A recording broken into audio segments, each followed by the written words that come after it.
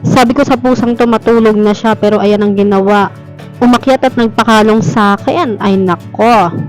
Nakita niya kasi na nagsusulat ako, kaya ayan, hinarangan niya talaga, oo. Gabi na nga yan and busy pa ako niyan magsulat-sulat. And eto naman, naghahalongkat ako ng kung ano-ano dito sa mga nakatabi naming mga papel na nasa isang karton dito sa may cabinet. Pero ingat na ingat ako niyan and medyo natatakot kasi nakita ko yung gagamba nung mga nakaraan na dyan sumuot. Ay sabi ko talaga, pag yan talaga nagpakita sa akin, lilipad ako paalis. Medyo okay pa sa akin kung ipis ang dadapo sa akin, pero wag lang talaga gagamba. Naku po, nakakatakot. Charm. Pero hindi, takot talaga ako sa gagamba. And kahit nga napakaliit na gagamba, kinatatakutan ko pa yan. Talagang pinapaalis ko pa yan. Oo. Hindi ko nga nakita yung hinahanap ko, kaya ayan. Niligpit ko na lang yung mga pinagkakalat ko dyan. Pero ingat na ingat pa rin talaga ako sa paghawak dahil baka bulagain ako ng gagamba. Ay nako.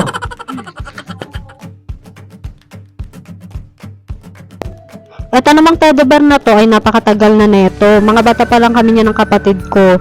Paboritong paborito ng kapatid ko yung teddy bear na yan, kahit na mukha ng manika ng aswang. Charot lang. Maganda naman yung dating teddy bear na yan, pero dahil sa matagal na nga yan, kaya ayan, nagganyan na yung hitsura. Pero ingat na ingat pa rin yan ng kapatid ko at ayaw pa rin niya yung itatapon. Oo.